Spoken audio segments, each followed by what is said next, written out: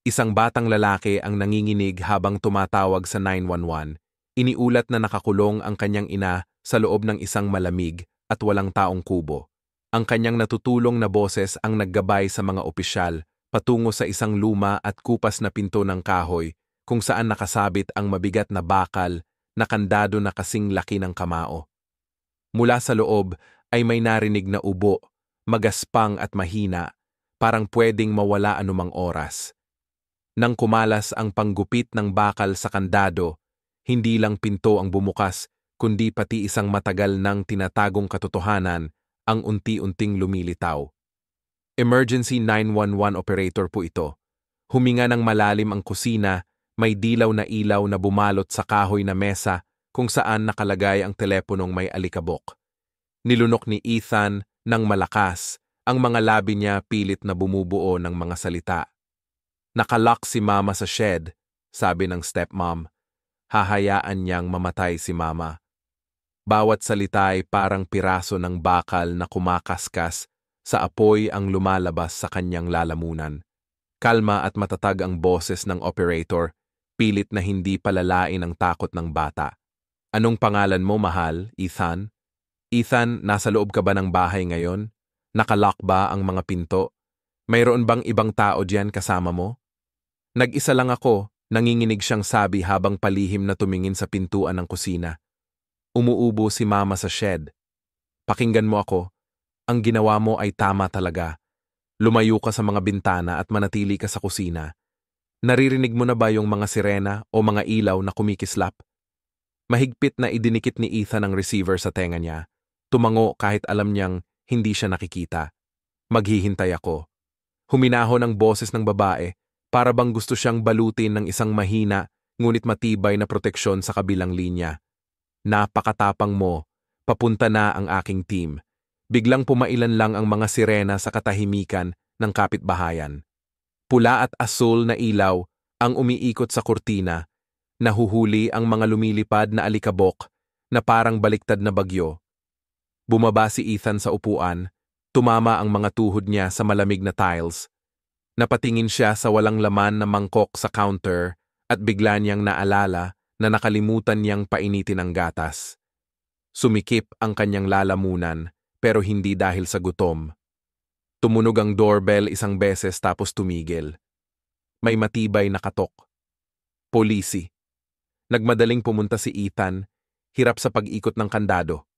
Unti-unting bumukas ang pinto, ang kalawang lumang pintura nito parang matutulis ng ngipin. May lalaking naka-dark coat na nakayuko para tumingin sa mga mata niya. Tinitigan siya ng matindi at matalas. Ikaw ba si Ethan? Oo. Ako si Officer Harris. Pinapayagan mo ba kaming pumasok? Tumango si Ethan. Pumailan lang ang malamig na hangin kasabay ng pagpasok ng police team. Nagpalipat-lipat ang emergency lights sa tile floor. Tiningnan ni Harris ang magulong kusina, ang telepono nakaabit pa sa pader na parang huling hininga na ang ginawa. Nasaan ang shed sa likod bahay? Sa kaliwa, likod ng pine tree. Binigyan ni Harris ng senyas ang dalawa. Suriin niyo ang loob ng bahay, siguraduhing walang naiwan. Target natin ang shed. Bumalik siya sa harap ni Ethan. Sama ka sa pulis na to, tumayo ka lang sa tabi ng pintuan ng kusina. Huwag kang papasok sa bakuran, gets? Oo. Isang babaeng pulis ang ipinulupot ng manipis na kumot sa balikat niya. Ang lamig kasi, hayaan mo ilagay ko to sayo. Yung bagong tela na medyo may amoy na presko ang bumalot kay Ethan. Mahigpit niyang hinawakan ang gilid ng kumot, nakatingin siya sa napakaitim na pintuan na papunta sa bakuran. Mabilis na tumawid si Harris at yung dalawang kasama niya sa porch. Ang mga bota nila ay lumulubog sa mamasa-masang lupa na may malambot na tunog ng basa. Lumitaw ang kubo sa unang sikat ng araw, mga lumang kahoy na medyo kupas na, bubong na bakal na kulubot at baluktot. May padlock na kasing laki ng kamao na kumikislap sa pinto. Manahimik kayo, utos ni Harris. Huminga ng malalim ang buong grupo. Pumapasok ang hangin sa pagitan ng mga kahoy, may kaluskos na parang bulong. Tapos mula sa dilim, may narinig na ubo na parang tuyot at basag, sinundan ng nanginginig na bulong na parang may kausap na sarili. Yumakap si Ethan sa pintuan ng kusina. Kilala niya ang ubo na yun pati na ang hindi pantay na ritmo nito. Palaging sinasabi ng nanay niya na huwag lumabas kapag lumakas ang hangin. Pero ngayon, wala siyang sinabi. Wala talagang babala. Puro katahimikan lang. May tao daw sa loob, bulong ng isang batang opisyal. Pumesto si Harris sa kandado, naramdaman ang lamig ng bakal. Nilibot niya ng flashlight ang kahoy na pader. Walang pintuan sa gilid. Pinutol ng isang opisyal gamit ang bolt cutters. Bakal laban sa bakal, ang daing na tunog parang tinutusok si Ethan sa dibdib ng malamig na karayom. "Teka!" Biglang hinarang siya ni Harris. "Pakinggan mo, may galaw sa loob." Mula sa loob, ang ubo ay napalitan ng paninikip ng dibdib na may halong iyak, isang mahina at sirang pangungusap ang tumagos sa mga puwang dalalang ang pagod. Tumango si Harris at ibinaba ang boses. "Simulan mo ng putulin ang kandado." Yumakap ang mga panga ng cutter sa kandado. Ang mga braso ng opisyal ay nangingibabaw ang mga ugat sa hirap ng pagpiga. Yumuko ang bakal sa tindi ng puwersa, umaatungal ng malakas. Hindi sinasadyang binilang ni Ethan. 1, 2, 3, habang nginunguyan niyang mabigat ang gilid ng kumot sa mesa. Bukas pa rin ang linya ng telepono at marahang umalingaw-ngaw ang kalmadong boses ng dispatcher na babae. "Ethan, nandiyan ka pa ba?" "Ayos lang ako," bulong niya. "Nandoon sila sa pintuan ng shed." "Ayos ka lang, huminga ka ng malalim para sa akin." Huminga si Ethan, naramdaman niyang umangat at humigpit ang maliit na dibdib niya. Mas tumindi at naging matalim ang tunog ng pliers. Yumuko si Harris, pinaikot ang flashlight niya para tumama mismo sa pintuan. "Buksan mo ng malinis, huwag mong palyugin ang pintuan." May isang tuyong putok na pumumutok sa hangin. Bumagsak ng mabigat ang kandado sa basang lupa. Walang nangahas huminga ng malakas. Itinutulak ni Harris ang pinto. Ungol ng kahoy habang unti-unting bumigay, kumikiskis parang talukap ng mata ng isang pagod na matandang lalaki.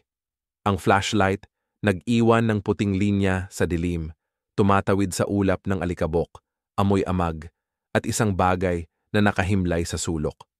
Lumapit si Ethan ng isang hakbang tapos natigilan. Mahigpit ang hawak sa gilid ng mesa hanggang pumuti ang mga kuko niya. Sa loob ng storage room, may marahang hininga na gumalaw sa katahimikan, kasing delikado ng huling kisap ng pumapatay na posporo. Itinaas ni Harris ang ilaw ng bahagya. Matatag ang boses niya, may gumagalaw sa sinag na dahan-dahang dumudulas sa mga paikot na lubid. May hinatak na marka ng sapatos sa makapal na alikabok na kulay abo na parang abo. Tapos huminto ang ilaw, hindi gumagalaw, parang kamay na pumipigil sa balikat ng taong parang malapit ng bumagsak. Sa likod ni Ethan, sobrang tahimik sa kusina na naririnig niya ang tik-tik ng orasan sa pader. Nararamdaman niya ang malakas at pantay niyang tibok ng puso sa dibdib. "Nakita na ang biktima," sabi ni Harris. Matatag at determinado ang tono. "Dalhin ang stretcher sa storeroom." Biglang bumukas ng malapad ang pinto. Nagliliparan ang alikabok mula sa mga patungan ng bubong, pabagsak-bagsak, at nang magsanib ang mga sinag ng kanilang flashlight na nilamon ang mga huling sulok ng dilim. Parang huminto ang buong bahay, kasama ang munting batang mahigpit, ang kapit sa kumot sa pintuan ng kusina, naghihintay kung ano ang ibabalik ng kadiliman. Amoy amag na hinaluan ng nabubulok na kahoy sa ilalim ng mababang bubong na bakal. Umuugong ang hangin sa mga siwang, matalim na parang talim ng labaha. Nakahiga si Claire na nakayuko sa nagyeyelong sahig na semento. Mahigpit ang kapit sa kanyang dibdib. Bawat hinga niya, pakiramdam niya isang matalim na kutsilyo ang unti-unting tumutusok. Pawis na malamig ang pumapawis. Basa ang buhok niya sa gilid ng ulo. Bituka ng labi niya, tuyot at bitak-bitak. Nagsalita siya sa dilim, mga salita niya ay pumutol at nanginginig, parang dasal kaysa isang naiisip. Huwag mo siyang ikulong, huwag mo siyang hayaan magutom. Mula sa likod ng tambak ng mga kahon na karton, may gumapang na daga. Nagulat siya, pilit umupo. Nanginig ang kamay niya, nadikit sa isang walang laman na bote ng tableta na gumulong sa sahig. Bumukas ang takip nito nang walang ingay, parang pang-aasar. Kinuskos ni Claire ang dulo ng daliri niya. Sa makinis na ilalim ng bote, bigla siyang nilamon ng ubo na nagpapasakit sa dibdib niya at muling nanibago ang dilim sandali. Bumalik ang mga alaala, malamig na parang ilaw ng ospital, amoy ng disinfectant, at ang tuloy-tuloy at walang pakialam na beep ng heart monitor, beep beep. Inilapag ng nurse ang isang folder sa mesa, malumanay ang boses, pero bawat salita ay matalim at malinaw. Kung walang makakabayad, wala kaming magagawa kundi paalisin siya. Nakatayo si Mason sa labas ng pintuan, kalahati ng mukha niya ay natakpan ng anino. Nilagdaan niya agad yung mga papel na parang tinatanggap lang yung parcel na hindi inaalam kung kanino. Iniiwasan ang tingin ng nurse, huminga ng bahagyang walang pakialam. "Busy ako, ikaw na ang bahala." Lumapit si Vivian. Amoy pa rin ng pabango niya na medyo mahina, pero matalim. Ngiti niya parang manipis na asukal sa talim ng kutsilyo. "Huwag kang mag-alala, ako na ang bahala sa kanya. Maraming sikat ng araw sa bahay ko, mabilis siyang gagaling." Bumagsak yung pangakong yun sa sahig, parang wala lang, walang bakas. Wala namang sikat ng araw sa bahay na yon, yung lumang kubo sa likod, wala pang bintana pa nga. Nang hapon na yon, pag-alis pa lang ni Mason papunta sa meeting, binuksan agad ni Vivian nang malakas ang pinto ng shed, kamay nakapwesto sa balikat. "Dito ka muna para may katahimikan," sabi niya. Hindi pa nakapagsalita si Claire nang biglang magsara ang kandado na may malakas na click. Ilang oras ang lumipas, nagbukas ang pinto ng bahagya. Ihinagis ni Vivian ang isang walang lamang bote ng gamot at napailing na parang natatawa. "Kung gusto mong mabuhay, mas mabuti pang magdasal ka na." Tumaas ang boses niya, parang may pinapalabas sa harap ng di nakikitang kapitbahay. Sino ba naman ang maniniwala sa mga kwento ng pusong may sakit? Tanda na baliw. Sige lang, sigaw mo kung gusto mo. Baliw na matandang bruha. Bumagsak ang pinto at mas malakas pa ang pag-slide ng bolt para isara ito. Pinisil ni Claire ang sahig gamit ang mga kamay niya, gumagapang papunta sa pinto. Kiniskis ng magaspang na sementong sahig ang balat niya. 3 beses siyang kumatok ng banayad, parang sinusubukan kung nandyan pa ba ang mundo sa labas. Tahimik. Tanging tunog lang ay ang mga tuyong sanga na kumikiskis sa metal na bubong na parang umiikot lang. Dinunggan niya gamit ang tenga niya sa kahoy na tabla, pero wala nang narinig kundi katahimikan. Sa loob ng imbakan, nagsimulang magsanib ang kasalukuyan at nakaraan parang mga patak ng ulan sa maruming bintana. Ethan, bulong niya ang pangalan ng anak niya, ang tanging pangalan na kayang magpainit sa loob ng kanyang pusong walang laman. Huwag kang maging katulad ko. Ayaw niyang matutunan ng anak niya ang katahimikan. Ayaw niyang umupo lang siya ng tahimik habang nakaupo ang kasamaan sa hapagkainan, nakangiti at nagsasalita ng magagandang salita. Sinubukan niyang isipin ang mukha niya nang marinig ang tunog ng kandado na umiikot. Nakita niya itong nakatayo sa pintuan ng kusina. Mahigpit na hawak ang dulo ng kanyang damit, pinipit ang labi sa sobrang takot. "Huwag mong buksan ang pinto kapag nag-iisa ka. Kailangan mong tumawag ng matanda. Kailangan mong magsalita." Naputol ang iniisip. Muling sumakit ang kirot. Hindi naman makapal ang pinto, pero sobrang hinana ng huling lakas niya para itulak ito. Yumuko si Claire, nakasandal sa pader. Yumuko at sinubukang pahinain ang mabilis na tibok ng puso na parang sasabog. May isang tao na maingat na nagtala ng sukat, dami, at mga petsa ng mga padala na nakaimbak doon. Napasinghap siya ng tuyong tawa. Naalala ng mga tao ang mga puwang para sa mga bagay, pero ang isang tao ay kayang-kayang burahin sa lahat ng listahan. Umaling-awngaw ang tunog ng high heels sa bakuran, tapos tumigil sa pintuan ng shed. Bumulong si Vivian na parang nakikipag-usap sa katabi niya. "Iwan mo na dyan, bukas kukuha ako ng tao para linisin yan. Huwag mong hayaang pumasok ang kahit sino." Bumukas ang lighter at sumingaw ang maasim na amoy ng tabako sa siwang. Pumikit si Claire, dala ng amoy na iyon ang buong nakaraan, mga malamig na hapunan.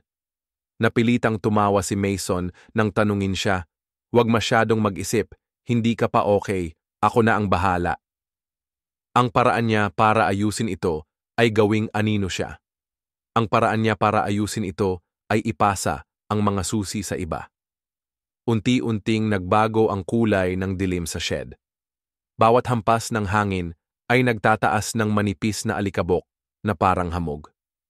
Hinilan niya ang punit na kumot sa balikat niya habang hinahaplos ng isa niyang kamay ang maliit na litrato sa bulsa. Basa-basa at malambot ang papel, may isang sulok na nakatiklop at sira. Sa litrato, yakap ni maliit na Ethan ang pusa habang ngumingiti ng malapad hanggang kitang-kita ang nawawalang ngipin niya. Pinahawak niya ang larawan sa dibdib niya, ramdam ang tibok ng puso na parang tumitigil na.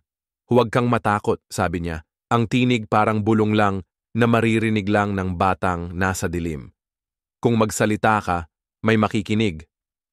Pero may pumasok na masakit na isip. Sino ba naman ang maniniwala sa bata laban sa kwento ng isang asawa na sinasabing may sakit sa isip? Niliko niya ang mukha niya sa pader. Kinagat ang ngipin para mapigilan ang pag-iyak. Hindi dahil walang silbi ang luha, kundi dahil kailangan niyang hawakan ang bawat huling hininga sa isang lugar na malayo, may tunog ng makina, o baka hangin lang iyon. Kumatok ulit si Claire sa pinto, ngayon hindi para humingi ng tulong, kundi para marinig ang aling-aungaw ng sarili niyang tinig, isang marupok na aling-aungaw na madaling mabasag. Ethan, ang pangalan ng bata, ay parang huling botones na naiwan sa isang punit. At kupas na damit, mahigpit niya itong hinawakan. Ang huling ubo ay dumaloy ng malalim at matagal na parang hinihigop ang hangin mula sa kanyang dibdib. Huminga si Claire ng malalim. Ang noo niya nakadapa sa malamig na sementong sahig. Sa sandaling iyon, parang humupa lahat ng ingay, naiwan lang ang malabong puting anino sa isip niya. Nilunok niya ng tuyo at naghintay. Mula sa bitak sa ilalim ng pinto, may sinag ng liwanag na dumaan, payat na parang pilak. Hindi pa umaga, ilaw lang iyon mula sa lampara ng kalapit na bahay. "Huwag mo siyang hayaan magutom," paulit-ulit niyang sinabi, ang boses niya parang napudpod na bato. Muling inabot ng kamay niya ang kahon ng gamot, pero bumagsak ito nang walang lakas sa kanyang tabi. Sa labas, mahigpit na nakakapit ang gabi sa likod bahay, parang malamig na kamay. Nakahiga si Claire, nakabuka ang mga mata pero walang makitang kahit ano. Sa isang parte ng bahay, may batang lalaki na binubuo ang tapang niya sa mga numero na pinipindot sa mga butones ng telepono. Humihipa ng hangin, dinadala ang huling hininga niya na parang hangin lang, parang half-whisper na hindi natapos sa dilim. Gaano pa kaya katagal makakatagal si Claire? At anong klasing buhay naman ang naghihintay kay Ethan sa mga darating na araw, sa ilalim ng anino ng malupit na madrasta? Ang mangkok ng kanin sa mesa ay lumamig na. Naupo si Ethan ng tuwid, nakabitin ang mga paa niya sa ibabaw ng sahig. Hawak niya yung baluktot na kutsara, hiningahan niya pero walang usok na lumabas. Nakasandal sa counter si Vivian, tinapik-tapik niya yung pulang pininturahang kuko niya sa gilid ng baso parang walang pakialam. May hangin na pumasok sa siwang ng pinto, dala yung amoy na basa at amag mula sa shed sa labas. "Kain!" bulong niya, nakatutok ang mga mata sa telepono. Kumagat si Ethan ng maliit na kutsarita, nagdurog ang kanin sa dila niya. Halos hindi pa niya nalulunok nang lumapit si Vivian, nilibot ng tingin niya yung mangkok, napikit ang labi niya sa pagkadismaya, tapos bigla siyang kumaway ng kamay. Mga puting butil na nakakalat sa malamig na tile na sahig. "Bakit ka kumakain ng sobra, inutil na bata? Parang nanay mo lang." Ang huling salita ay tinagal na parang basag na salamin na bumagsak sa sahig. Napanginig si Ethan, mahigpit na hinawakan ng kutsara. Naiiyak siya. "Mama, sa shed." Bawat salita ay parang tuyong bato na bumabagsak. Yumuko si Vivian at bumulong sa tenga niya. Ang boses niya ay parang yelo. "Manahimik ka." Inihagis niya ang mangkok sa lababo, nagkakalat ang tubig. "Linisin mo yan tapos lumayas ka na." Bumagsak si Ethan sa tuhod. Ang kanin ay nagdikit-dikit sa mga malagkit na buo sa berde. Kuhang-kuha niya yung mga manchadong tiles gamit ang kamay niya, paminsan-minsan sumilip sa bintanang malabo sa usok. Nakatayo yung maliit na kubo, na parang itim na kahon, may kandadong nakabitin sa kandado. May mahina na ubo na narinig mula sa loob, tapos tahimik na. Biglang huminto si Ethan sa ginagawa niya, tahimik na inilagay sa bulsa niya yung isang dakot ng buo pang bigas. Nang mawala na yung matapang na pabango ni Vivian at ang tunog ng kanyang takong habang lumalayo sa pasilyo, tumayo si Ethan at kumuha ng maikling lapis at pambura mula sa isang drawer sa kulubot na papel. Nanginginig ang mga linya niya, lumitaw ang isang baluktot na bahay at nakadikit ng mahigpit dito ang isang maliit na parisukat na selyado gamit ang makakapal na rehas.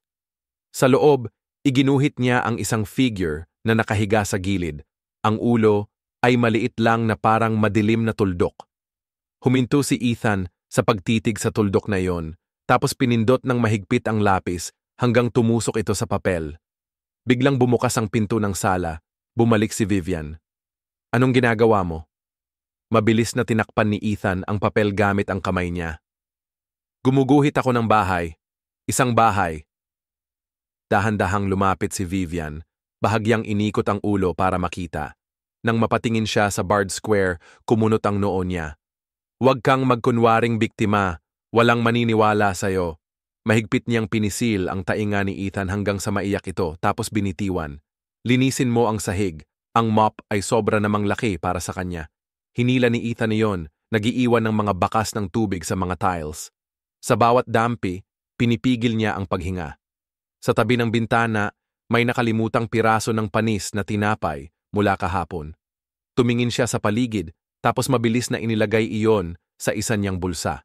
Ang isang bulsa ay may dala ng kupas na amoy sabon na tela mula kay nanay. Si Vivian ay naupo na naman sa upuan habang nag-i-scroll sa kanyang telepono. Paminsan-minsan ay pinasisigaw ang katahimikan ng matalim na tawa na may pang-aasar. Mabangis ang ingay ng telebisyon sa background nang magwalis si Ethan malapit sa kusina. Muling may marahang tunog mula sa labas ng shed, parang may kumakaskas sa kahoy. Natuwa siya at kumabog ang puso nang matapos linisin ang sahig. Inilagay ni Ethan ang walis, itinago ang papel sa likod niya, at palihim na lumabas sa beranda. Ang hangin ay sobrang lamig.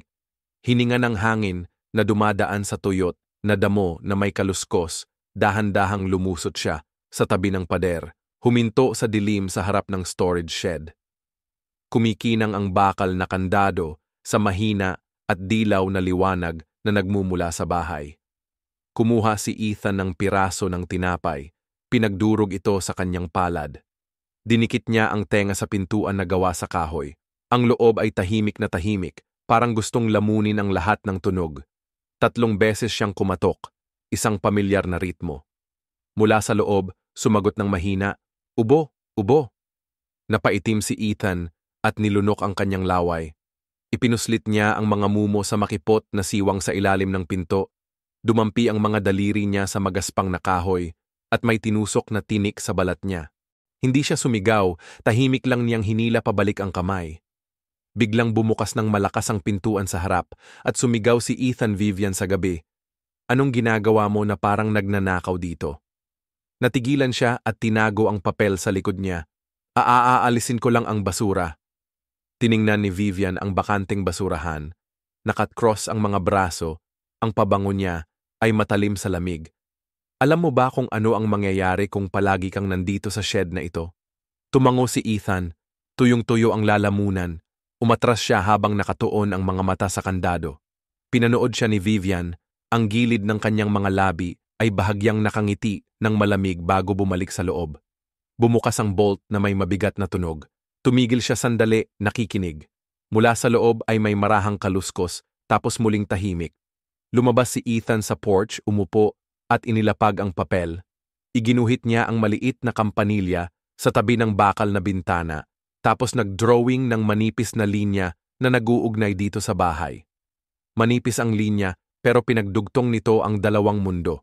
Kinagat ni Ethan ang kanyang labi, mabilis kumurap para pigilan ang luha na pumutok sa sala. Nagpapalit-palit ng channel ang telebisyon. Ang boses ng tagapagbalita ay parang walang buhay na binabasa ang mga numero. Tumayo si Ethan, pinasok ang papel sa loob ng kanyang damit. Madilim na madilim sa bakuran, nakayapak siyang maingat na naglakad papunta sa pintuan ng kubo. Umidlip siya, kumuha ng ilang malamig na kanin. Piniga ito hanggang naging manipis na piraso at itinulak sa siwang, parang huling hibla ng pag-asa. Sumakit ang dibdib niya. "Nandito ako," bulong ni Ethan. Bawat salita ay paraspado at puno ng takot na hindi marinig ng kanyang ina. "Mama, kain ka nga." Biglang dumaan ang malamig na hangin, dala ang amoy ng basa at nabubulok. Tapos dahan-dahan, may ubo na lumabas galing sa loob bilang tugon, mahina at matagal nang pinipigil na tunog. Dumampi ito sa tenga ni Ethan, nanginginig parang yung linya na iginuhit niya sa papel. Nakadikit ang noo niya sa malamig na kahoy sa kabilang side ng pinto.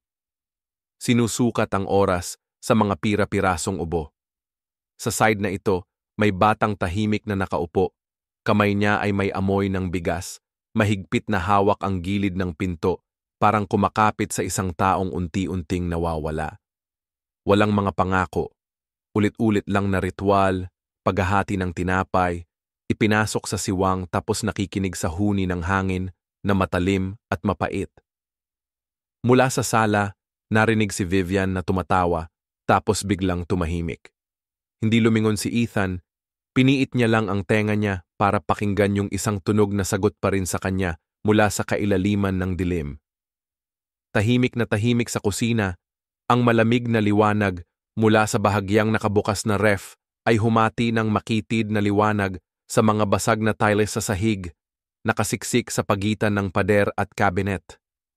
Yumuko si Ethan, yakap-yakap ang mga tuhod sa dibdib, kapit ang daliri sa isang pira-pirasong lapis. Amoy amag na halo ng lumang tubig pinggan ang sumisingaw mula sa siwang ng pinto. Sa mesa, may teleponong natabunan ng alikabok, tahimik, ang paikot na cord parang ugat ng tuyong puno. Mula sa sala, maririnig ang boses ni Vivian na matalim, parang kutsilyo na sumasayad sa porselana. "Sabi ko na sayo, akin ang bahay na ito." Pasanin niya na bata, tapos tuturuan ko siyang tumahimik. Umikot ang sofa nang mag-cross siya ng mga paa. Kumatok-katok ang mga kuko niya sa salamin. Click-click. Pinisil ni Ethan nang mahigpit ang kanyang dibdib sa pader, pawis ang pumapatak sa kanyang mga kamay habang nakikinig. Lumabas sa isip niya ang imahe ng pinto ng kubo sa labas, yung madilim na bakal na tin, yung mabigat na kandado, yung mga kahoy na board na namamaga at nangangaliskis dahil sa basa. Sinubukan niyang itulak palayo ang alaala ng ubo ng nanay niya kaninang hapon, matindi at palupalo, parang tuyong dahon na dinudurog sa ilalim ng paa. Bumulong si Vivian sa telepono, pababa ang boses, hindi na siya tatagal. Hindi ko na kailangang kumilos kahit kaunti. May narinig akong bahagyang tunog ng yelo na tumatama sa gilid ng baso. Uminom siya ng isang lagok, tapos pinagsabihan ng dila. "Gets mo, di ba? Walang oo, walang papeles, wala. Gagawin ko na lang sa paraan ko, wag mo akong turuan." Huminga ng malalim si Ethan, ramdam niya ang bawat tibok ng puso sa kanyang tenga. Tahimik siyang nagbilang, 1, 2, 3, gaya ng itinuro sa kanya ng guro para manatiling kalmado, pero nanginginig pa rin ang kamay niya. Kinuha niya mula sa bulsa ang isang gusot na papel at pinapantay ito sa kanyang tuhod. Tinitingnan ang mga kupas na linya ng lapis. Gumuhit ng babae sa makitid na espasyo. Ang mga pahilis na linya ay nagpapakita ng mga kahoy na tabla. Nagdagdag siya ng ilang patayong linya para ipahiwatig ang amoy na basa. Isang maliit na madilim na tuldok malapit sa gilid para sa kandado. Muling tumindi ang boses ni Vivian nang aasar, "Oo, tumawag ako sa ospital, wala silang kama. At kahit mayroong, sino ba ang magbabayad? Mason, huwag kang magloko, hayaan mo na lang siya. 1 linggo, 2 linggo, mawawala rin ang katawan. Hindi mo na kailangang mag-alala." Bumagsak ng malakas ang tasa sa mesa. Huminga siya ng magaan at parang walang pakialam, na para bang tapos na siya sa isang walang kwentang gawain. Bukas pupunta ako sa opisina ng notaryo, hindi nagbabago ang plano. Nakakandado ang shed, dala ko yung susi at yung bata. Tuturuan ko siya mamaya. Mahigpit na hinawakan ni Ethan ang tinira ng lapis. Parang tali na sumisikip sa kanyang pulso ang salitang tuturo. Tumingin siya sa lumang basahan sa tabi ng basurahan. Mabilis itong kinuha para hindi mahulog ang lapis. Patuloy ang mabilis na tibok ng puso niya. Naalala niya ang sinabi ng pulis sa paaralan, kapag nasa panganib, humanap ng ligtas na lugar at sabihin sa isang mapagkakatiwalaang adulto. Pero sino ba talaga ang itinuturing na adulto sa bahay na ito? Nasaan si Mason? Ang sagot na bumalik sa kanya ay malamig at walang awa. Nasa labas siya, sa isang lugar na wala siya. Nilalamon ng hangin ang mga dingding na bakal. Sumisigaw ng matalim at hungkag na tunog na kinilabutan siya. Mahigpit na kinagat ni Ethan ang kanyang labi. Lumitaw sa isip niya ang imahe ng kanyang ina, parang nakatayo siya roon mismo. Bitak na mga labi, malalalim na mga mata, nanginginig na kamay na mahina ang katok sa pinto. Humihingal siya ng parang napuputol ang hininga, nauutal, gaya ng kapag kailangang magsalita sa harap ng klase. Dumikit ang dila niya sa kisame ng bibig niya, ang salitang mama ay naipit sa lalamunan niya. Binago ni Vivian ang tono, matamis na parang sirang pulot. Mason, oo ako to. Ayos na lahat ng inasikaso ko. Huwag kang magtagal pag-uwi ha? At tandaan, huwag bubuksan ang pinto ng storage room. Sabi ng doktor, kailangan daw ng ganap na katahimikan. Alam ko kung ano ang ginagawa ko. Huminto siya, ang boses niya ay puno ng peke at pagpapanggap. Para sa kinabukasan natin, para sa bahay na ito. Itinaas ni Ethan ang mga mata niya sa manipis na sinag ng liwanag sa sahig habang lumulutang ang mga alikabok sa hangin. Parang ulan na hindi kailanman tatama sa lupa, nakatungtong siya ng parang bato hanggang mga limutan ang mga paa niya. May isa pang pinto na bumukas sa isip niya, yung maingay na duty room sa police station na minsan niyang pinuntahan. Anong numero ang tatawagan niya? Anong sasabihin niya? Kung mananatiling natigilan ang dila niya, pinraktis niya sa isip ang bawat salita ng tahimik, isa-isa, parang naglalagay ng mga bato sa isang linya. Mama, nakakulong, tulungan mo ako. Antukin ang mga salita pero matatag ang mga ito. Galing sa sala, natawa si Vivian, huwag mo na akong tawagan ulit tapos na to. Ang matalim na click ng kanyang high heels. Kumiskis sa kahoy na sahig ang anino niya. Tumagos sa sinag ng ilaw sa pintuan ng kusina. Huminto siya sa tabi ng kabinet. Hinipan ni Ethan ang hangin hanggang sumakit ang dibdib niya. May tumalsik na kutsara, nagsara ng malakas ang pinto ng kabinet. Muling dumaan ang anino niya, palayo na. Bumukas at nagsara nang mabilis ang pinto ng kwarto. Tahimik. Bumagsak ang lapis ni Ethan. Pinisil niya ang ulo niya gamit ang dalawang kamay at nakinig habang bumabagal ang tibok ng puso niya. Gumapang siya papunta sa mesa, nakatutok ang mga mata niya sa telepono. Bawat galaw laban sa takot. Paano kung bumalik siya? Paano kung bumalik si Mason? Paano kung hindi niya maipahayag ang mga salita? Sagot niya sa sarili ang tanging utos na mahalaga sa loob ng kanyang isip. Malamig si Mama.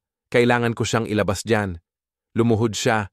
Iniabot ang kanyang maliit na daliri na nanginginig ng dumampi ito sa baluktot na kordon. May bahagyang alikabok na dumikit sa kanyang balat. Biglang umatras si Ethan at hinarap ang bintana.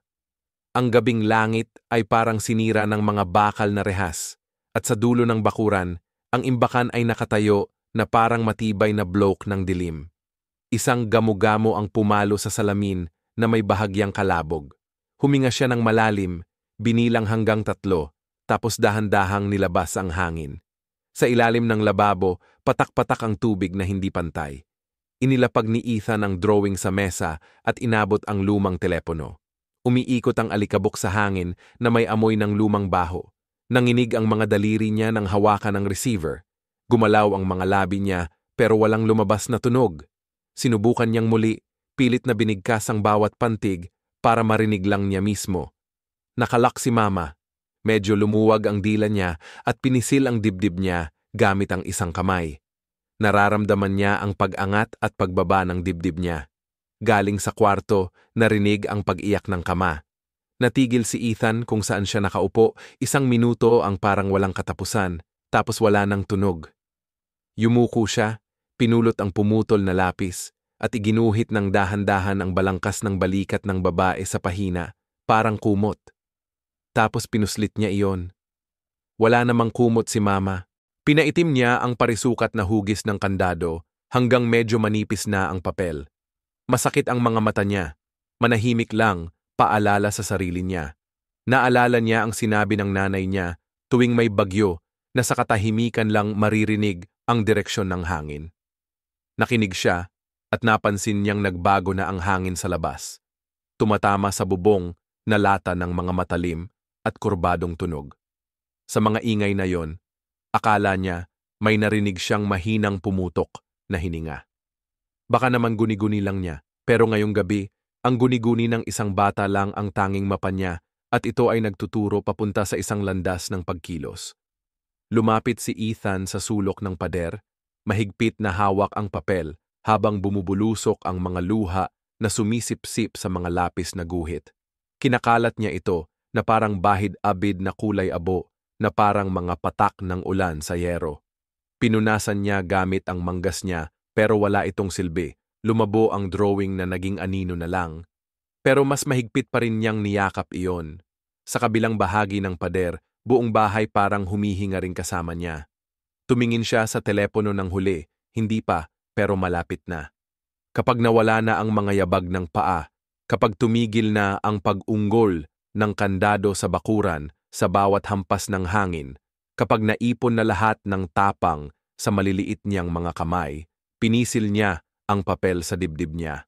Nakahiga siya, nakapulupot ang ulo sa tuhod, tuloy-tuloy ang pagpatak ng luha, basa ang takot at pag-asa pareho. Sa pinakamalalim na bahagi ng katahimikan, nabuo ang isang desisyon, matalim at malinaw tulad ng unang sikat ng araw. Ang tunog ng pag-flip ng dyaryo ay tuyo at matalim. Umupo si Mason sa armchair, ang mga mata niya'y dumudulas sa mga hanay ng mga numero sa pananalapi, pero hindi naman talaga binabasa. Isang guhit ng dilaw na liwanag ang pumailan lang sa likod ng kamay niya, sinusundan ang matigas na mga buto na pinatigas ng maraming taon ng pagpipigil. Sa likod niya, nagbuhos si Vivian ng tsaa. Ang mainit na amoy ng likoris ay kumalat, paikot-ikot na mist na pumapalibot sa kanyang leeg bago tuluyang naglaho sa hangin. Nakatayo si Ethan sa pintuan, mahigpit na hawak ang isang papel na may guhit ng imbakan na kubo na may mabigat na itim na kandado. Isang sulok ng papel ay gusot.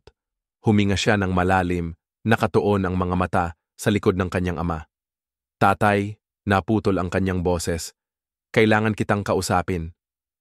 Malinaw ang tunog ng pinggan na tumama sa palanggana. Ngumiti si Vivian, pero hindi inalis ang tingin kay Mason. Uminom ka ng tsaa, mahal. Matagal na mula nung huling nagpahinga ka ng maayos. Lumiko siya kay Ethan, habang nakangiti pa rin ng perpekto. Anak, mamaya ka, sabi niya. Nakikipag-usap na ang stepmom mo sa tatay mo. Hinigpitan ni Ethan ang hawak sa drawing, ang mga kuko niya parang kumakagat sa papel. Mama, narinig ko siya sa shed. Tama na, sabi ni Vivian. Hindi nagbago ang tono, pero bahagyang umangat ang mga kilay niya. Lumapit siya ng bahagya, nilagay ang kamay sa balikat ni Ethan. Ang mga kuko niya na pininturahan ng ivory ay dumampi ng isang saglit, malamig na malamig, tapos inalis. Nasa pahinga ang nanay mo. Madalas iniisip lang ng mga may sakit ang mga bagay-bagay. Huwag kang mag-alala tungkol dyan. Pinilipit ni Mason ang dyaryo. Ang tunog mabigat parang pintuang nagsara ng malakas. Tiningnan niya ang anak niya, tapos si Vivian. Si Claire, palaging nagpapalipad ng isip niya, huwag mo nang pansinin. Tuwa siya, parang nagsasabi ng medical na diagnosis. Nakabitin ang mga salita sa kwarto. Bumuka ang bibig ni Ethan, tapos sinara ulit, nilunok ang lahat ng hindi nasabi. Inilatag niya ang papel sa mesa at itinulak papunta kay Mason.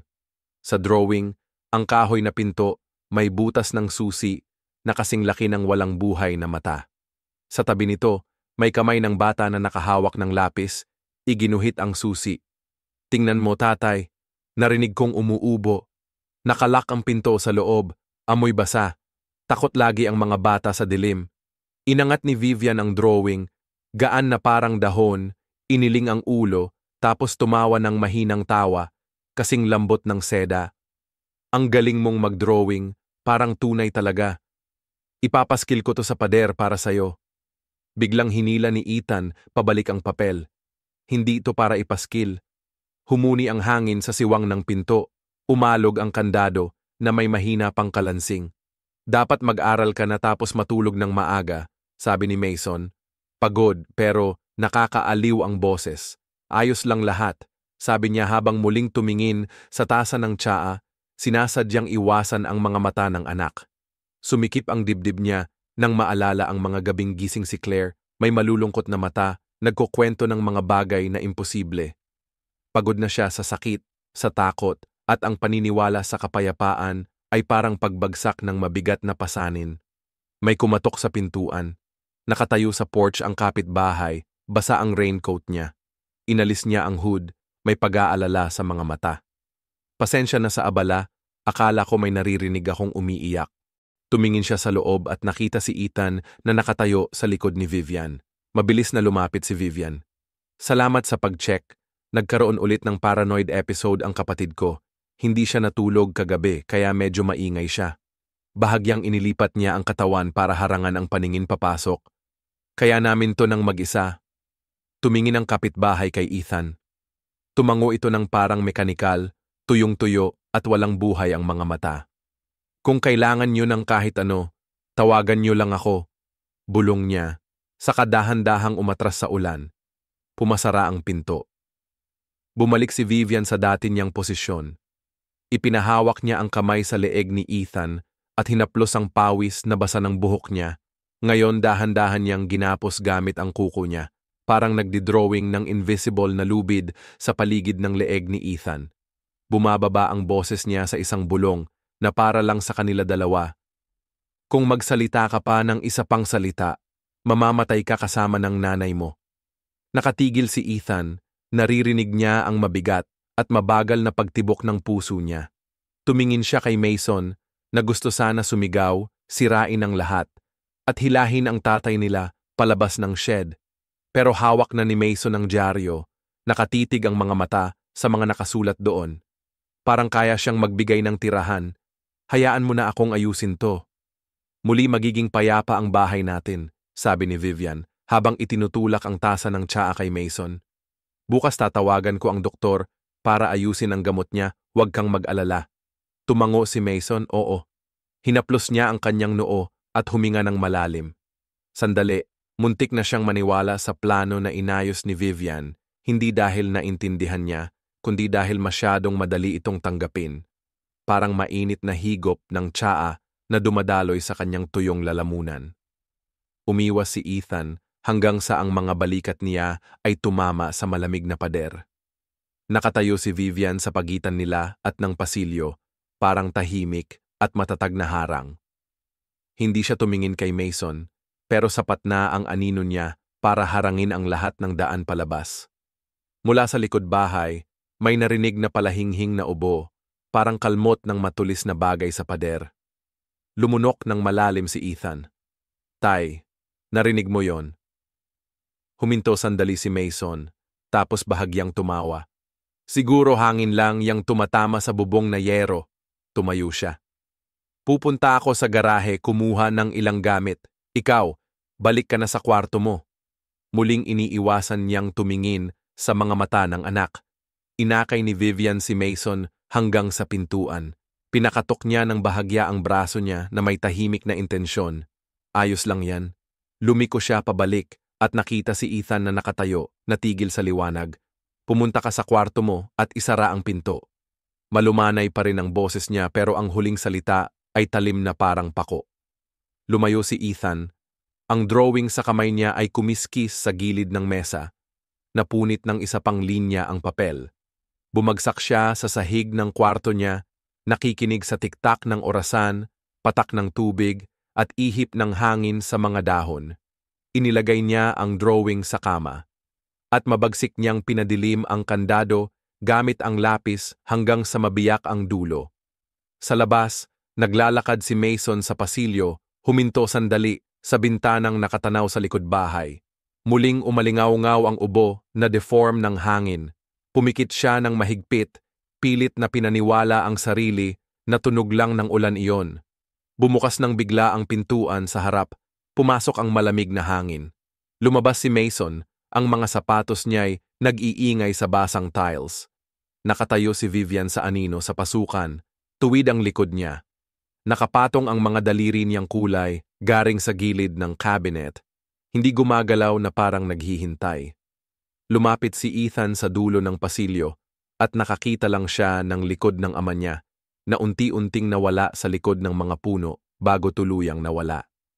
Kusang kumulubot ang kamay niya sa drawing.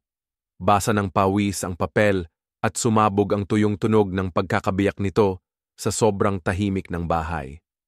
Bumagsak ng malakas ang pinto sa harap at tumunog ang kandado na parang walang awa na hudyat ng tapos. Nakatayo si Ethan doon, humihinga ng malalim.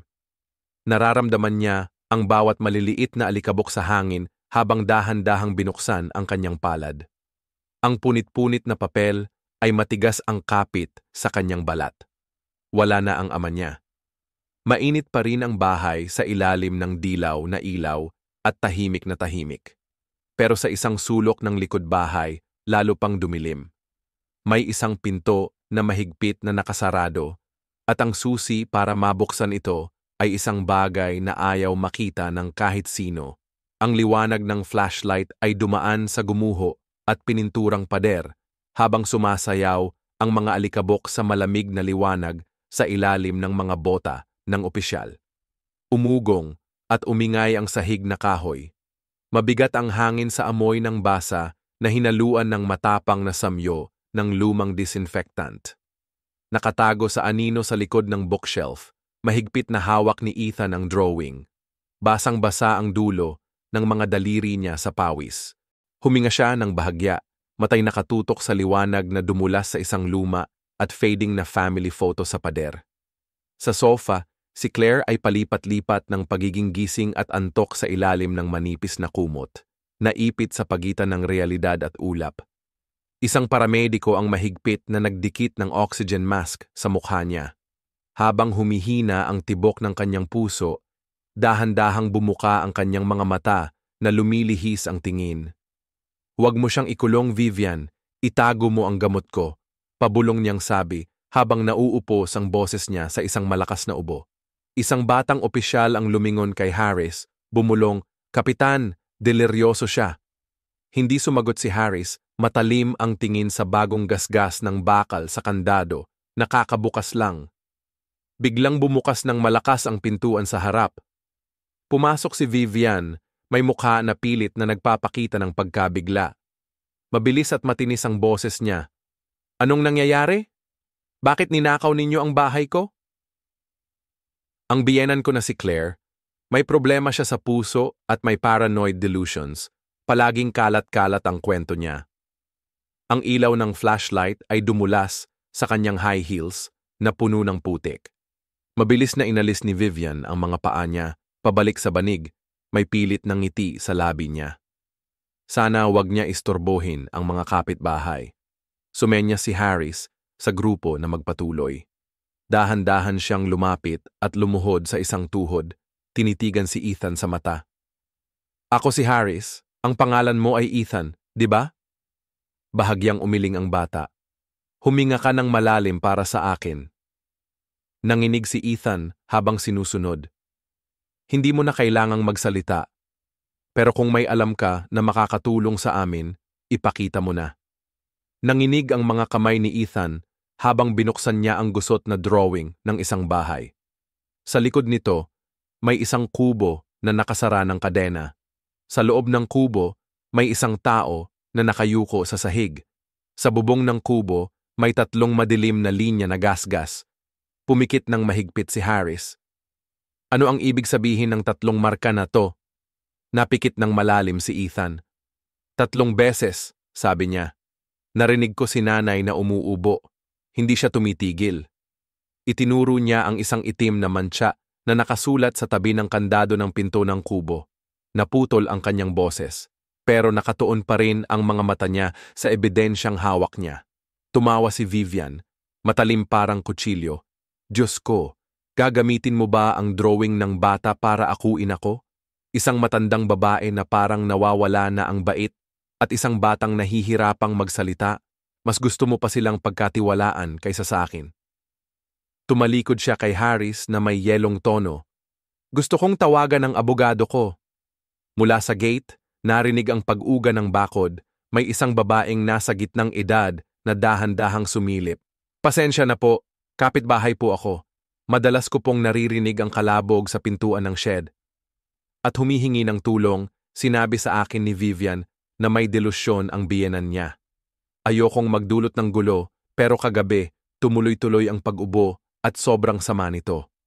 Napahina ang kanyang boses, para bang humihingi siya ng tawad sa sarili niyang konsensya. Tumango si Harris bilang pasasalamat at iniutos niya sa isang opisyal na inspeksyonin ang kubo at i-record ang bawat detalye, ang kumot, ang upuan, ang bakas ng paghila. Suriin din ang cabinet ng gamot sa bahay, lalo na ang mga gamot para sa puso. Tumingin siya pabalik sa drawing at itinuro ang makapal na linya sa paligid ng kubo. Ethan, bakit ang itim ng linya na to? Ang batang lalaki ay huminga ng malalim, kasi sinubukan kong buksan pero hindi ko kaya. Pinisil ni Ethan ang papel gamit ang mga kuko niya, habang bumagal ang beep ng heart monitor ni Claire. Biglang bumukas ang mga mata niya, nakatingin sa kisame at mahina niyang bulong, Ethan, huwag mong buksan ang pinto mag-isa. Natigilan ang binatang opisyal, halatang may pagsisisi sa mga mata niya. Huminga ng malalim si Harris, parang natanggal na ang bigat sa dibdib niya. Lumapit si Vivian. Kapitan, nakikita niyo ba? Tuluyan na siyang nawalan ng malay. Inaalagaan ko si Harris, tinigil niya yung boses niya, kalmado na parang nakakatakot. Sinong nagbigay kay Mrs. Claire ng gamot? Ako yun. Nasa ng tala ng dosage? Nasa utak ko yan. Sobrang sensitibo siya kaya kinailangan kong i-adjust habang ginagawa ko. In-adjust ko sa pamamagitan ng pag-lock sa kanya sa shed. Nangulubot ang mukha ni Vivian, nawalan siya ng kulay. Hindi ako gumawa niyan.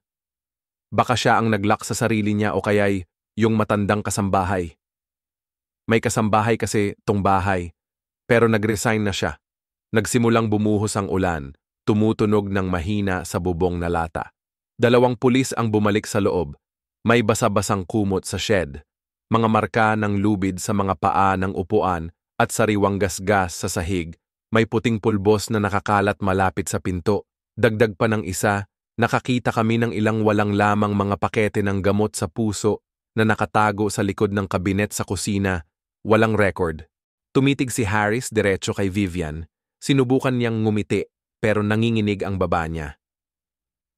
Mali ang pagkaintindi mo, na-overwhelm lang talaga ako kaya hindi ko nasulat. Mahina lang ang sabi ng kapitbahay para marinig.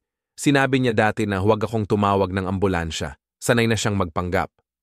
Biglang lumabas si Ethan mula sa dilim, may hawak siyang lapis at nagmarka ng maliit sa bisagra ng pintuan ng shed sa drawing.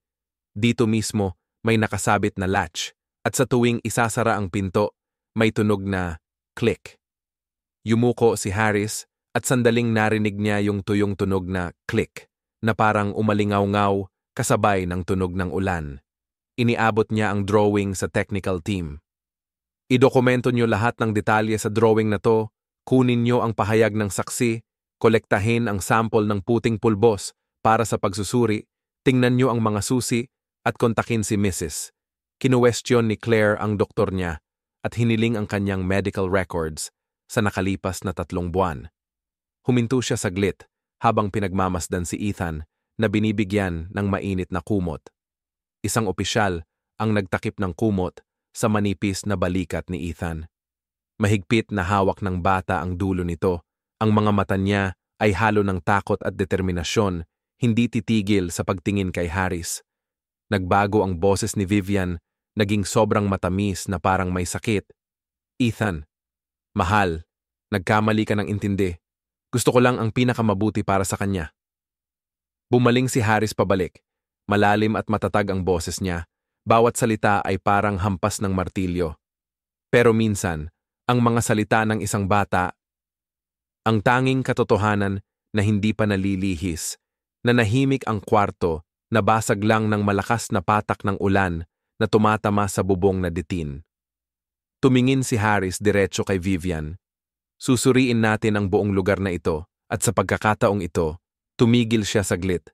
Pinipili kong maniwala sa batang iyon sa sulok ng kwarto. Nandun ang drawing, ang madilim na lapis na guhit sa paligid ng pintuan ng shed, parang sugat na nabuksan. Hindi na nagsalita si Vivian, pero sa kanyang mga mata, ang takot ay napalitan ng malamig at matalim na titig. Unti-unting humina ang iyak ng sirena ng ambulansya habang lumalayo. Iniwan ang bahay habang may mas nakakatakot na katotohanang nagsisimulang lumitaw. Matutuklasan kaya ng pulis ang katotohanan? Magwawagi kaya ang hustisya laban sa panlilinlang at mga plano ni Vivian? Ang fluorescent tube sa kisame ay umuugong, nagbibigay ng maputlang puting liwanag sa malamig na metal na mesa. Nakaupo si Ethan sa mataas na upuan. Ang mga paa niya ay hindi umaabot sa sahig at bahagyang tumatama sa crossbar. Hawak niya ang isang maputlang lapis. Ang maruming kahoy nito ay may mga kagat na marka. Sa harap niya ay nakasalansan ang mga puting papel na malinis pa. Ngumisi ang ilalim ng papel, inilapag ni Harris ang paper cup. Ang matapang na pait ng kape ay kumalat sa hangin bago nawala. Umupo siya ng bahagya sa gilid, hindi natatakpan ang tanaw ni Ethan. Katapat niya, may babaeng opisyal na yumuko para makipagtinginan sa kanya, malumanay ang boses. Kung hindi ka pa handang magsalita, pwede kang mag-drawing ng paunti-unti, hindi kailangang maganda. Tumango si Ethan, tiniklop ang lapis sa papel, isang nanginginig na linya, tapos isa pa. Unti-unting nabuo ang hugis ng isang baluktot na bahay. Huminto siya, tumingin kay Harris na parang humihingi ng pahintulot. Tumango si Harris ng konti habang nakapatong pa rin nang nakabukas ang kamay niya sa mesa.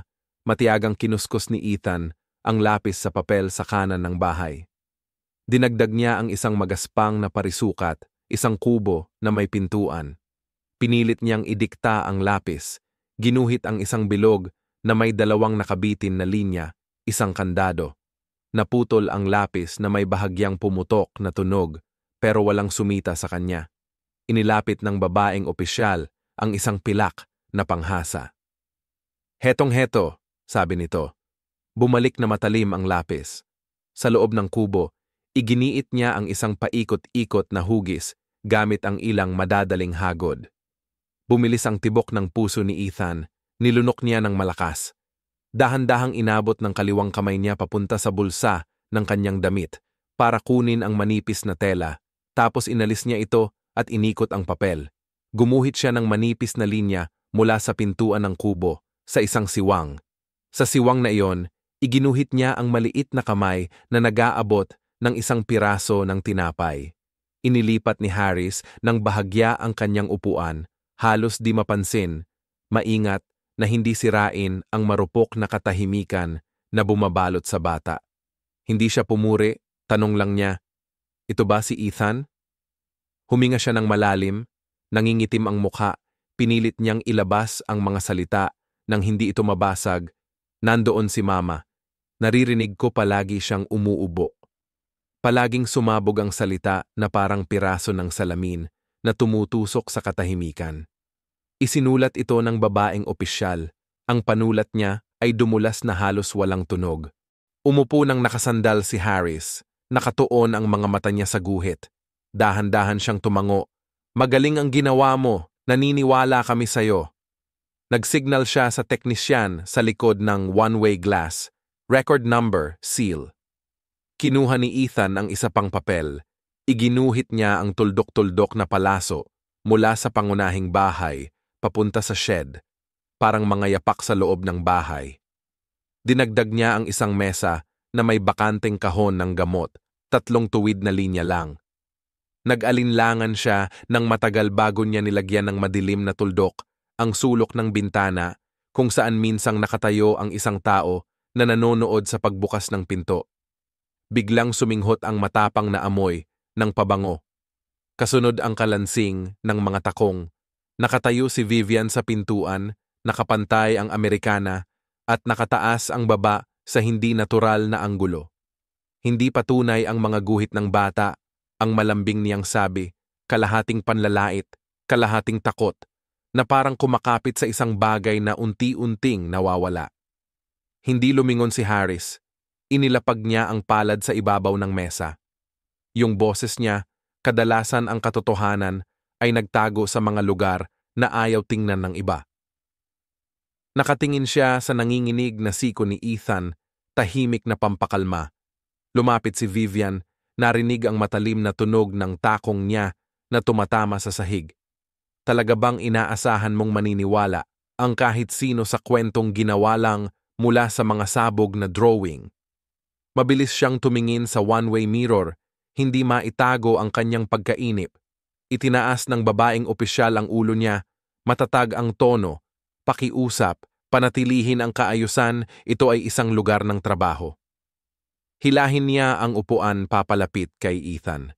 Isang banayad na kilos ng proteksyon, hindi pinansin ni Ethan si Vivian sa ikatlong papel na kaniyang iginuhit ng mga pahilis na linya na nagpapakita ng makitid na daan sa likod ng hardin kung saan kumapit ang mga damo sa kanyang mga paa. Nilagyan niya ng maliit na X ang gilid ng pader ng imbakan. Iniling ni Harris ang ulo niya. Tugma ang palakol sa gasgas sa pintura na makikita sa larawan ng crime scene kagabi. Hindi ito imahinasyon. Tigilan mo na to ngayon din. Itinaas ni Vivian ang kamay na parang pumuputol sa hangin. Hindi ko pinapayagan. Humarap si Harris sa kanya, ang tingin niya ay napakalamig. Amoy pabango niya na parang nilulusaw ka.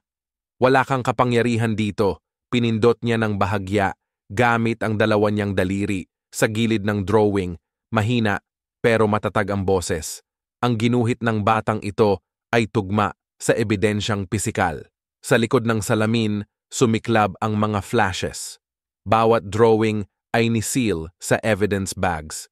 Kusang tumayo si Ethan, pinisil ang labi, at naging mas matatag ang mga hagod ng lapis niya, na para bang may pinto na mahigpit na nakalak sa dibdib niya ang biglang bumukas. Sa ikaapat na papel, mas makitid na ang puwang sa ilalim ng pinto, at mas manipis ang piraso ng tinapay. At ang mga mata niya ay parang dalawang itim na tuldok lang, pero sapat na malalim, para makita ang mga matatandang nakatingin sa kanya. Maingat na tinanong ng babaeng opisyal, "Kanino to? Yung nagbigay sa'yo ng tinapay?" Natuwa si Ethan, ang bata, nanlaki ang mata, pinisil ang papel na nakalapag sa mesa, tapos binaliktad ulit. "Akin to," ang bahagyang nanginginig niyang sagot. Ngayon, ang pinakamasakit na bahagi ng bagyo ay nalampasan na niya. Walang awa, walang pakitang awa, walang pabangong tapik sa ulo. Inabot ni Harris ang isang kahon ng colored pencils mula sa drawer ng mesa at itinulak ito papunta sa kanya. "Pwede mong kulayan yung mga parte na sa tingin mo ay mahalaga." Kinuha ni Ethan ang kayumangging lapis at bahagyang pinangkulayan ang bitak sa ilalim ng pintuan ng shed kung saan nahulog ang mga mumo ng tinapay. Tumawa si Vivian ng pabiro, nakakatuwa naman, ang batang to makakagawa ng ganito kalaking kwento. Hindi inalis ni Harris ang tingin sa kamay ni Ethan na gumagalaw sa pahina. Bumaba ang boses niya seryoso. "Mas kailangan mong makinig ng mabuti kasi mula ngayon, bawat detalye ay magiging tanong." Tumingin siya sa technician. Isulat sa record pahina 7, detalye, ang kamay na nagbibigay ng tinapay, ang aktor ay si Ethan. Ibinalik ni Ethan ang lapis sa ibabaw ng mesa at tumingin sa salamin. Nahuli niya ang mahinang refleksyon ng sarili niya, isang 7 taong gulang, na batang lalaki, basang-basa ang buhok sa pawis, nanginginig pa rin ang mga kamay pero hindi na pumipigil ang boses niya. Huminga siya ng malalim at pantay. "Sige, Harris." Tinipon niya ang mga drawing, inayos ng maayos. Malinaw at malutong ang tunog ng papel. Inilagay niya ito sa isang matibay na folder, pinirmahan ang pangalan niya, tapos tiningnan si Vivian ng diretso. Bawat salita parang pako na tinatamaan sa mesa. Kailangan mong ipaliwanag bawat detalye.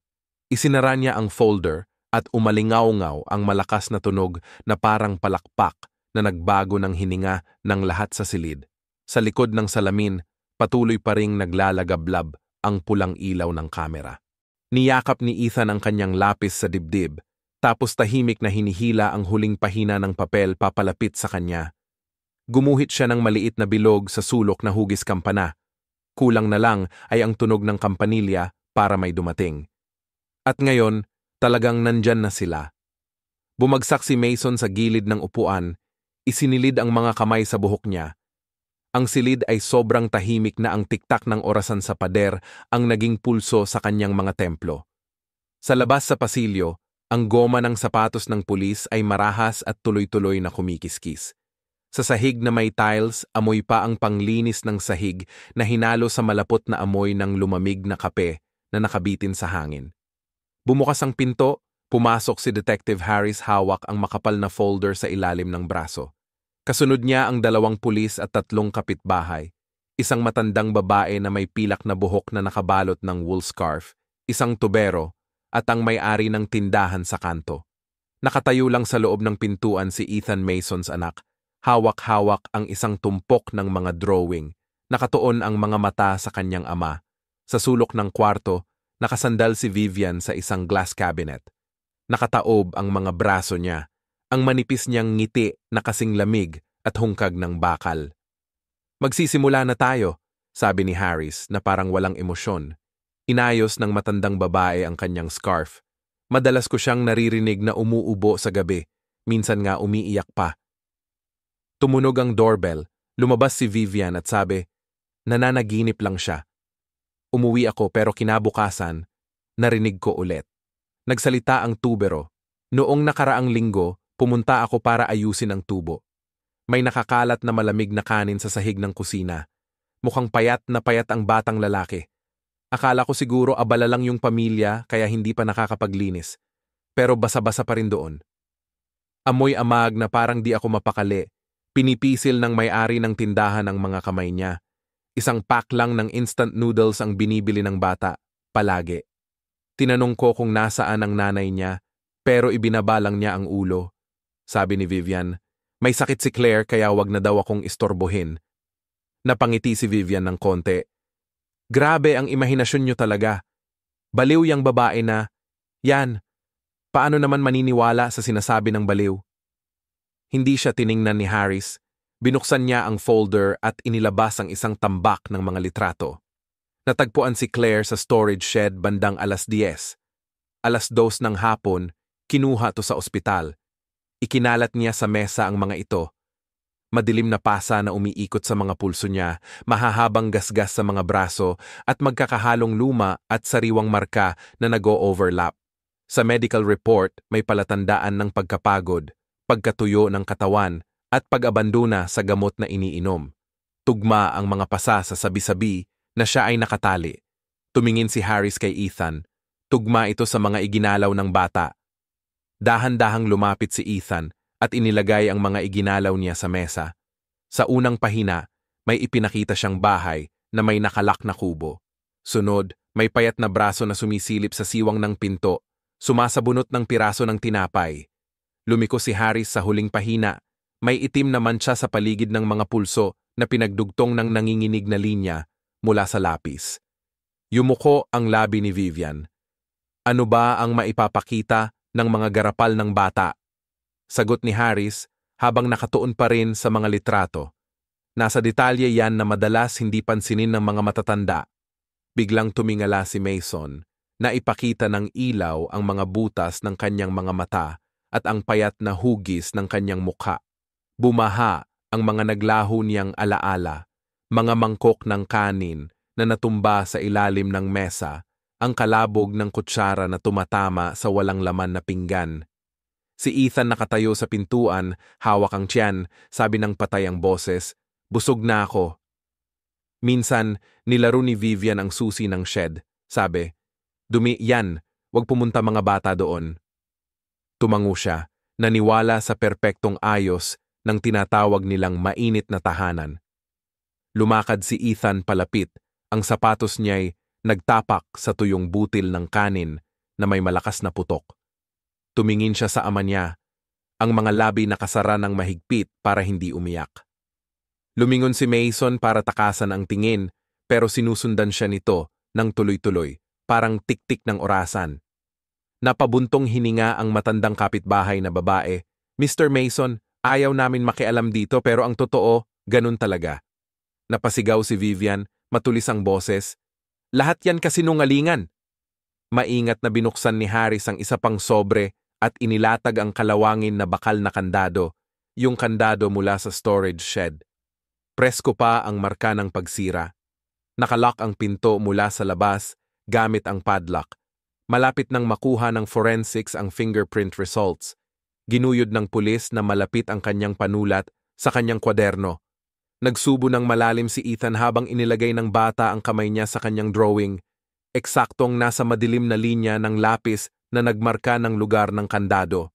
Isang simpleng detalye na biglang naging mabigat na katotohanan. Tumayo si Mason at lumapit sa mesa. Hindi niya hinawakan ang mga litrato, puro tingin lang, tahimik at gulat. Parang may di nakikitang kamay na pumipisil sa kanyang mga balikat, pinipilit siyang harapin ang nakikita. Lumingon siya kay Harris pero ang mga mata niya ay bumalik kay Ethan. Nangangatog ang kanyang mga labi. Nakita ko to sa sariling mga mata ko. Narinig ko to sa sariling mga tenga ko. Pero pinili kong maging bulag at bingi. Humawak ng hininga si Ethan, ang mga salita ng tatay niya ay pumutol na parang gunting sa di nakikitang tali na matagal nang nagpapaliit sa kanyang lalamunan. Pinadyak ni Vivian ang kamay niya sa kabinet. Murang drama lang yan. Hindi naman kakaiba kung may baliw na sinasakta ng sarili. Pinisil ni Harris ang file, mabilis at pinal na kilos. Tama na yan. Lumingon sa paligid ang hangin. Ang orasan ay patuloy na tumitiktak, pero bawat tunog ay parang mabigat. Napikit si Vivian, matalim ang tingin, mabilis na nilingon si Mason. Bago pa man itutok ni Ethan ang kutsilyo sa kanya, umatras ang lalaki, pero ngayon, hindi na siya nagtago sa likod ng pinto. Tumayo siya ng matayog, mahigpit na yakap ang sketchbook sa dibdib na parang kalasag. Tumango si Harris ng mabilis, saka pinatamaan siya ng manibela. Tumunog ang metal na malakas. Naghagulgol si Vivian, ibinuka ang buhok, at ang dati niyang magandang mukha ay naging pangit na mukha. Pagsisisihan mo to. Hindi, sagot niya.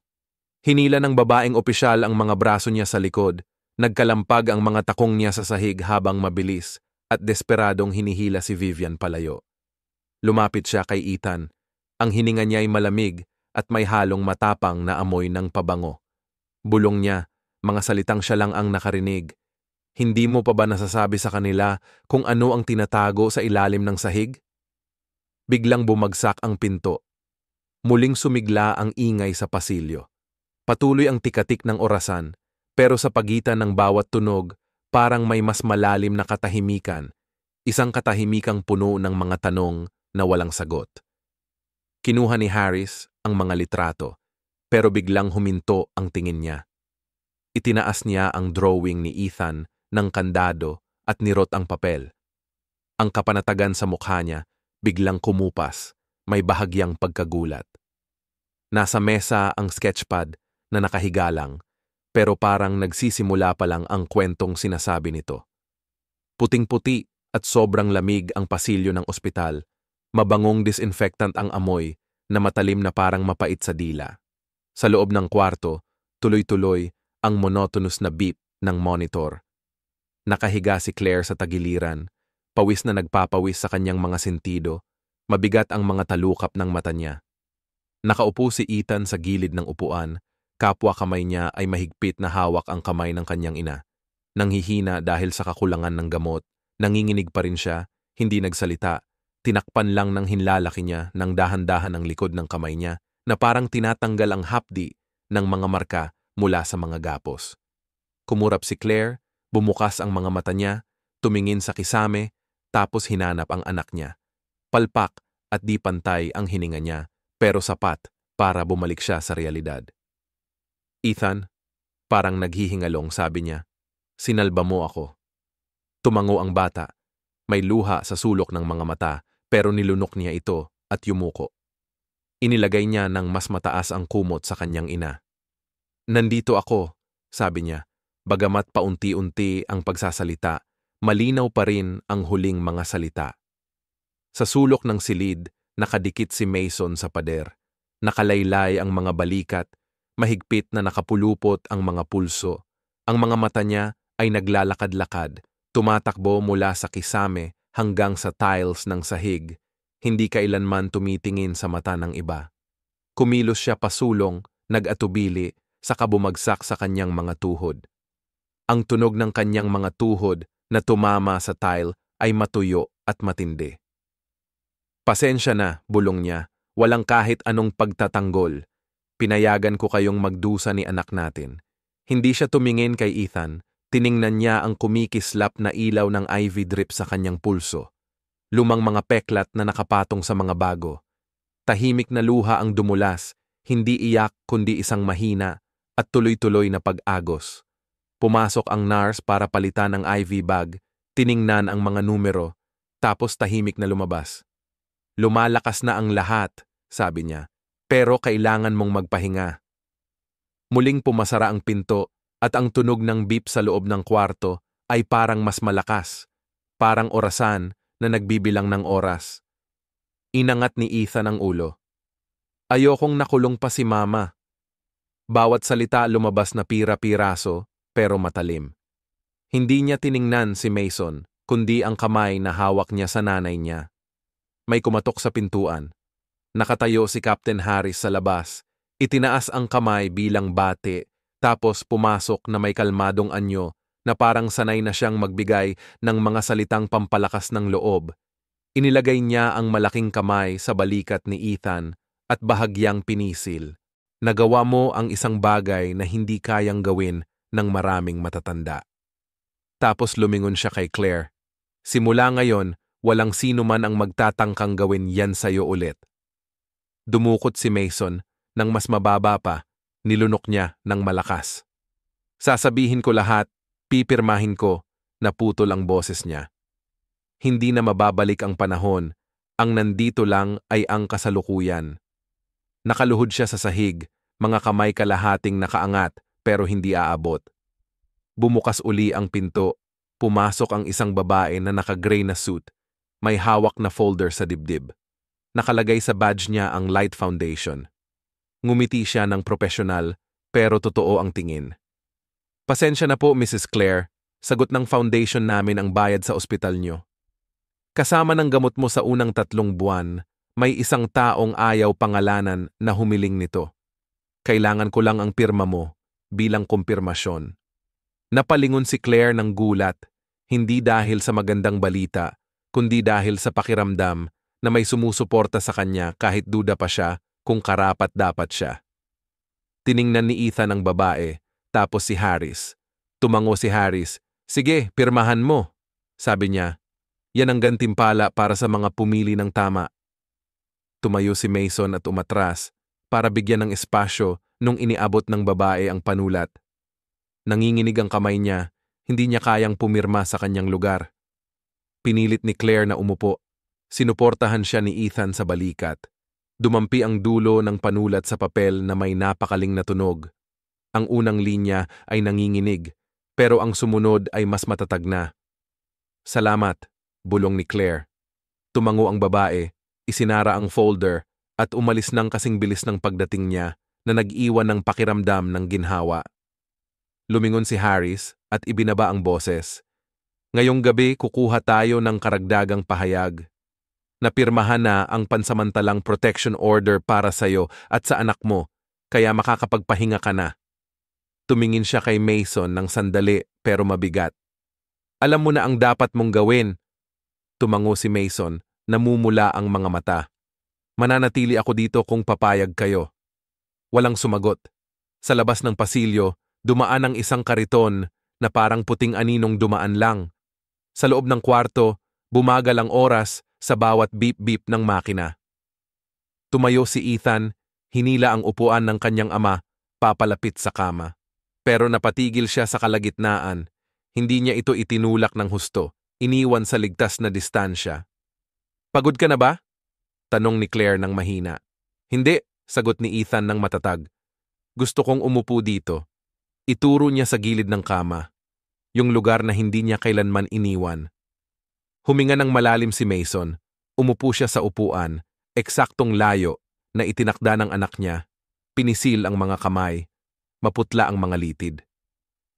Hindi ako humihingi ng patawad, sabi niya na parang kinakausap ang sarili.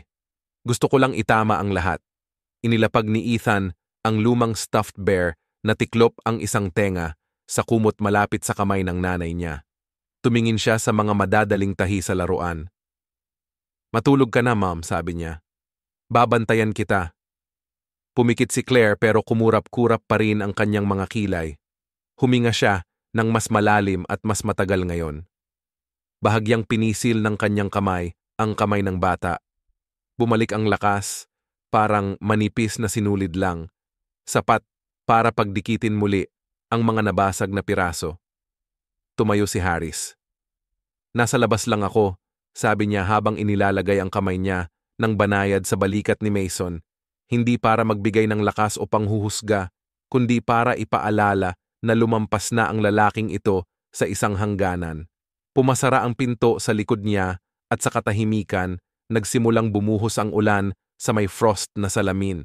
Isang street lamp ang nagbigay ng amber na liwanag sa gilid ng bintana. Pinindot ni Ethan ang kanyang pisngi sa kamay ng kanyang ina habang nakikinig sa pagbip ng makina at sa tibok ng kanyang sariling puso. Parang naghalo ang mga tunog, mabagal at steady. Bumuka ang bibig ni Mason tapos isinara ulit. Kumuha siya ng tissue at dahan-dahang pinunasan ang isang patak ng tubig sa sahig, ang tanging maliit na gawa ng kaayusan na kaya niyang gawin ngayon. Tumingin siya pataas at nagtagpo ang mga mata nila ng kanyang anak. Hindi lumingon si Ethan.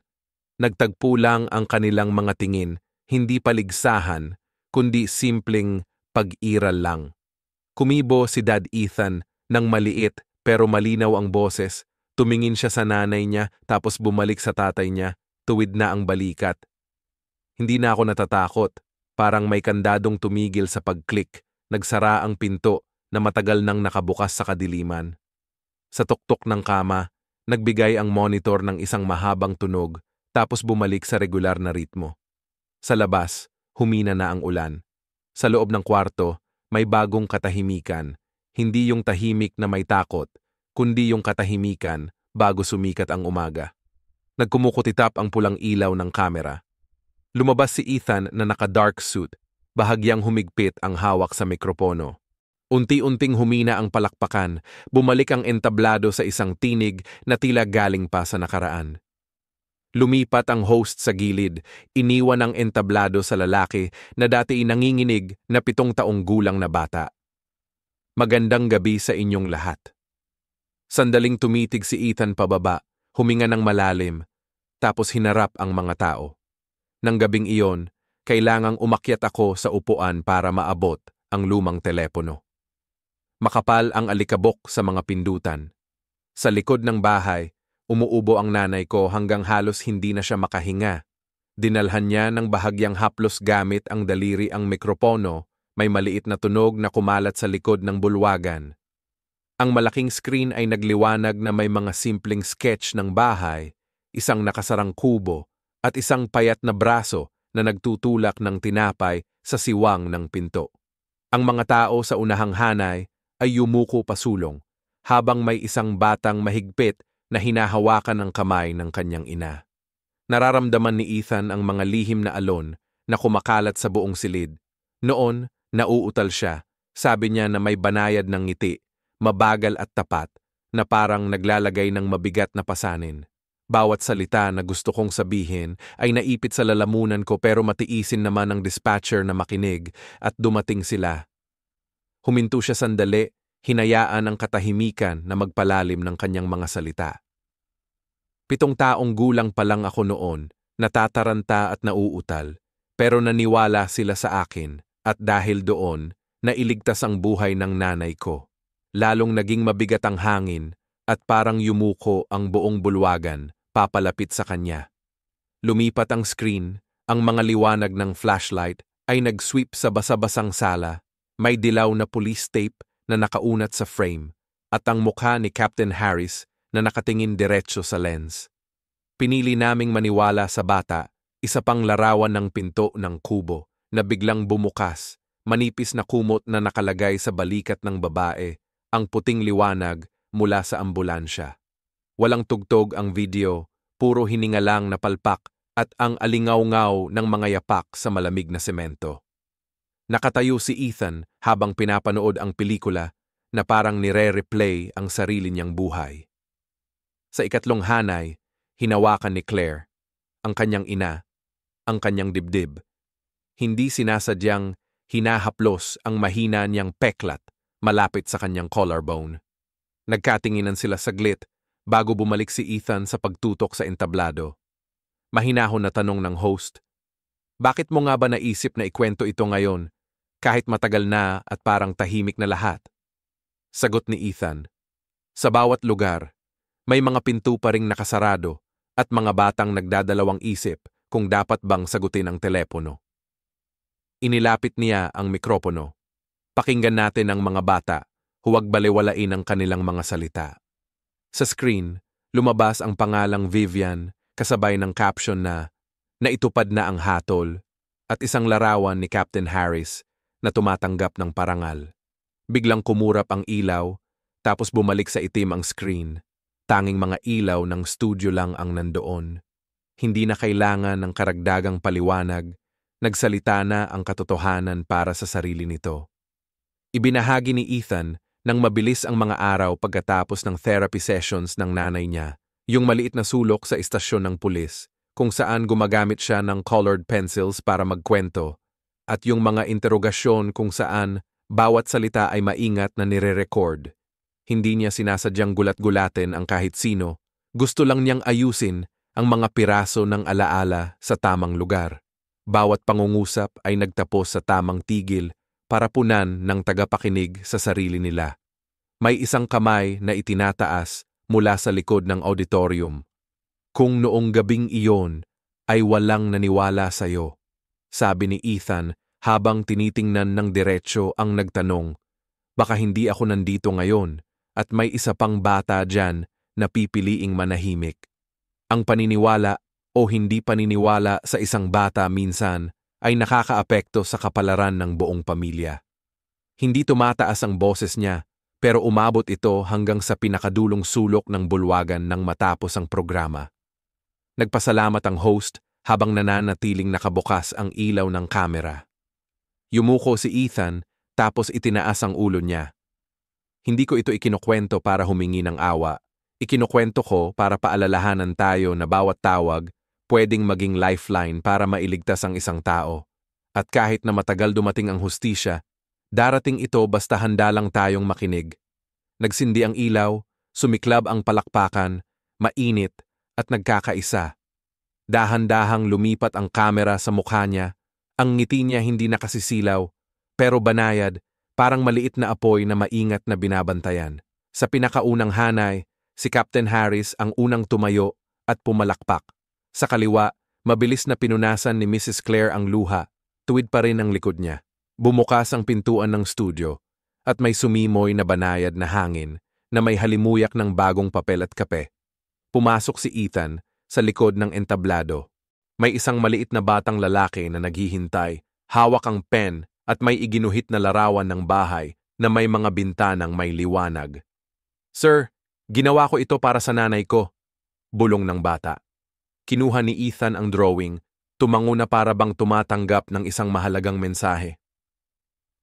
"Itago mo yan," mahinahong sabi niya habang ibinabalik ang drawing sa kamay ng bata. "Magsalita ka lang kapag kailangan mo. Lagi may matatanda na makikinig." Lumabas sa screen ang mga huling salita at dahan-dahang naglaho bago tuluyang naging madilim. Nahuli ng kamera ang huling sandali, si Ethan na lumilingon sa liwanag at ngumingiti. Hindi iyon ngiti ng tagumpay, kundi ngiti ng simpleng paniniwala na ang katotohanang narinig ay palaging may kapangyarihang magpagaling. Patunay ang kwento na kapag nangahas ang isang bata, magsalita at may mga matatanda na totoong nakikinig, kayang mangyari ang mga himala. Manampalataya sa mga salita ng mga bata dahil minsan sila lang ang may tapang na susi para basagin ang katahimikan at maiwasan ang trahedya. Gusto ko talaga malaman ang mga iniisip mo. Kaya pakishare sa comments ha. Baka makatulong ang sagot mo sa iba na pareho ng sitwasyon nila para makahanap ng paraan palabas. Okay ka lang ba ngayon? Sana ligtas ka at may nakikinig sa'yo. Tulad ni Ethan na may mga taong nagmamahal sa kanya, naniwala sa kanya, at nagprotekta sa kanya. Kung wala pa, tandaan mo, laging may taong handang sumuporta sa'yo.